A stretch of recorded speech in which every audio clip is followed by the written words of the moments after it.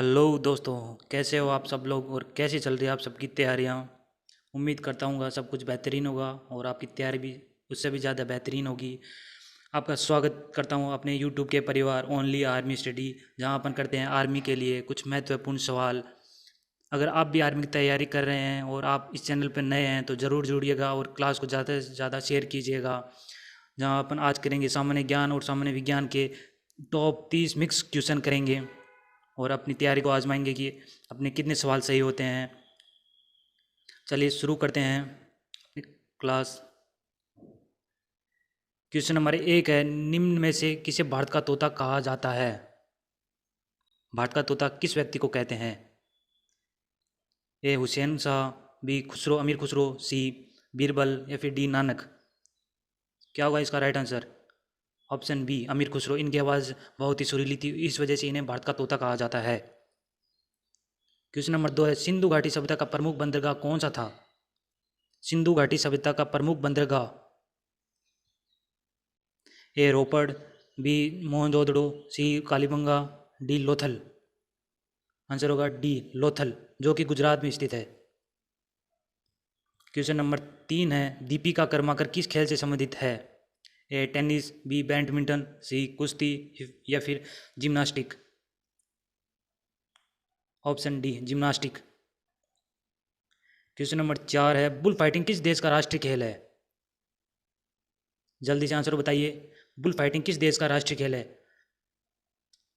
Japan का है कुश्ती, और कनाडा का है आइस हॉकी, और यूएसए का है बेसबॉल। तो इसका राइट आंसर होगा सी स्पेन। स्पेन का राष्ट्रीय खेल बुल फाइटिंग है। एक बार आप यूट्यूब पर सर्च जरूर कीजिएगा कि बुल फाइटिंग कैसा गेम होता है। क्वेश्चन नंबर 5 है, भारतीय संविधान के किस अनुच्छेद के अंतर्गत किसी राज्य में राष्ट्रपति शासन लागू किया जा सकता है? राष्ट्रपति शासन राष्ट्रपति के द्वारा लागू होता है 352 अनुच्छेद के अंतर्गत। 352 अनुच्छेद है इसके अंतर्गत। तो राष्ट्रपति राष्ट्रीय आपातकाल लगता है सी। 356 के अंतर्गत राष्ट्रपति शासन लगता है और 360 के अंदर वित्तीय आपातकाल लगता है। इसका आंसर होगा सी 356। क्वेश्चन नंबर 6 है, स्वतंत्र भारत की पहली महिला राज्यपाल कौन थी? ये तो आपको पता होगा, सी सरोजिनी नायडू, जो कि यूपी की राज्यपाल थी। क्वेश्चन नंबर 7 है, भूटान की राजधानी क्या है? काबुल अफगानिस्तान की है, थिम्पू भूटान की है, सी तेहरान इराक की राजधानी है। इसका आंसर होगा बी थिम्पू। अगर आप चैनल पर नए हैं तो ज़रूर जुड़िए, चैनल को सब्सक्राइब कीजिए। और आपको अगर पीडीएफ चाहिए तो अपने टेलीग्राम चैनल से जुड़िएगा, जो लिंक मैं अभी आपको डिस्क्रिप्शन में दे दूँगा। अगर आप यूट्यूब पर भी अपने ग्रुप से नहीं जुड़े हैं तो व्हाट्सएप पे नहीं जुड़े हैं तो व्हाट्सएप पे जुड़िएगा। क्वेश्चन नंबर 8 है, बर्मा किसका नाम है? बर्मा किसका प्राचीन नाम है? B Myanmar. क्वेश्चन नंबर 9 है, मोहन रेखा किन दो देशों के बीच स्थित है? मैकमोहन रेखा, भारत और चीन। क्वेश्चन नंबर 10 है, भारतीय इतिहास में किस युग को स्वर्ण युग के नाम से जाना जाता है? ए गुप्त काल। गुप्त युग के समय भारत में काफ़ी विकास हुआ था, इस वजह से इन्हें गुप्त युग को भारत में स्वर्ण युग कहा जाता है। क्वेश्चन नंबर 11 है, राष्ट्रीय गणित दिवस कब मनाया जाता है? बी 22 दिसंबर को। आप जरूर ऐसे दिवस को याद कीजिएगा, क्योंकि पेपर में ऐसे सवाल जरूर मिलेंगे आपको देखने। क्वेश्चन नंबर 12, विश्व स्वास्थ्य संगठन का गठन कब किया गया था? ए 1948। विश्व WHO, इसका मुख्यालय कहाँ है? जेनेवा में। क्वेश्चन नंबर 13 है, भारत के वर्तमान गृह मंत्री कौन है? बी अमित शाह। और एक क्वेश्चन आपको यहाँ से जरूर देखने को मिलेगा कि वर्तमान में भारत के मंत्री कौन क्या है, आप ये जरूर याद कीजिएगा मंत्री। क्वेश्चन नंबर 14 है, औरंगजेब किस वाद्य यंत्र बजाने में निपुण थे? ए वीणा। कमेंट कीजिएगा कि आपके कितने सवाल सही हो रहे हैं। बेहतरीन क्लास लगे तो आप वीडियो को ज़्यादा से ज़्यादा लाइक कीजिएगा। क्वेश्चन नंबर 15 है, निम्न में से किस नदी का उद्गम स्थल अमरकंटक की पहाड़ियों से होता है? अमरकंटक की पहाड़ियाँ कहाँ स्थित है? एमपी में। तो सी नर्मदा। नर्मदा नदी का उद्गम अमरकंटक की पहाड़ियों से होता है। क्वेश्चन नंबर 16 है, क्षय रोग किससे संबंधित है? बी, बैक्टीरिया से। क्वेश्चन नंबर 17 है, दबाव के बढ़ने से तरल पदार्थ का क्वथनांक कैसा होता है? कम होता है, अधिक होता है, या फिर कोई असर नहीं होता?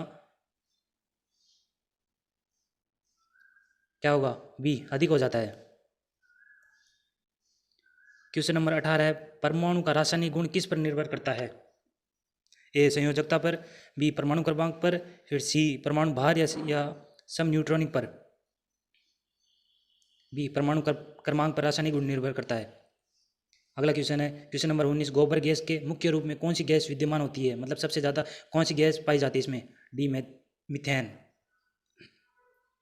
क्वेश्चन नंबर 20 है, सिस्मोग्राफ को किस माप के लिए प्रयोग किया जाता है? सिस्मोग्राफी का भूकंप की तीव्रता के लिए,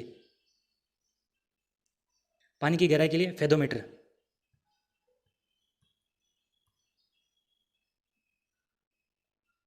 और सी, वायु का वेग के लिए एनीमोमीटर होता है। क्वेश्चन नंबर 21 है, डॉक्टर हरगोविंद खुराना को किस खोज के लिए नोबेल पुरस्कार से सम्मानित किया गया था? ए, जेनेटिक कोड के लिए, आनुवंशिक कोड के लिए। क्वेश्चन नंबर 22 है, गति के किस नियम को जड़त्व नियम से भी जाना जाता है? क्या होगा? ए, पहला नियम। गति का पहला नियम जड़त्व का नियम भी कहलाता है, और गति के पहले नियम से बल की परिभाषा प्राप्त होती है, और इसके दूसरे नियम से बल का सूत्र प्राप्त होता है, F बराबर ma। ये जरूर याद रखिएगा आप। चलिए अगला क्वेश्चन है, क्वेश्चन नंबर 23 है, किसी भी तरल सभी दिशा के में समान दबाव पारित करता है, यह कथन किससे संबंधित है? किसी भी तरल सभी दिशा में समान दबाव पारित करता है, ये किसका सिद्धांत है? क्वेश्चन नंबर 23, बी, पास्कल का सिद्धांत। क्वेश्चन नंबर 24 है, पेंसिल बनाने में किस पदार्थ का प्रयोग किया जाता है? ए, ग्रेफाइट। क्वेश्चन नंबर 25 है, निम्न में से सबसे अधिक प्रोटीन किस में पाई जाती है? सोयाबीन, अंडा, दूध या फिर मूंगफली? सबसे ज़्यादा प्रोटीन सोयाबीन में पाई जाती है, और दूध में तो फैट होती है, वसा। अगर आप अपने टेलीग्राम चैनल पे नहीं जुड़े हैं तो ये है आपके पास टेलीग्राम लिंक, जरूर जुड़िएगा, जहाँ पर आपको PDF मिलती रहेगी। क्वेश्चन नंबर 26 है, सूर्य की किरणों से कैंसर रोग की संभावना किससे होती है? पराबैंगनी किरणों से, जो हमारे शरीर के लिए बहुत ही हानिकारक होती है, उस वजह से हमें कैंसर रोग भी हो सकता है। क्वेश्चन नंबर 27 है, वर्णाधन व्यक्ति किन रंगों में भेद नहीं कर सकता? मतलब जिसे कलर में डिफरेंस नहीं पता चले।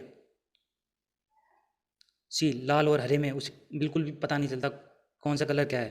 क्वेश्चन नंबर 28 है, मानव शरीर की सबसे बड़ी ग्रंथि कौन सी है? ये तो आपको पता होगा, बी, यकृत, लीवर। क्वेश्चन नंबर 29 है, लाल रंग किस वजह से होता है? ए, हीमोग्लोबिन की वजह से।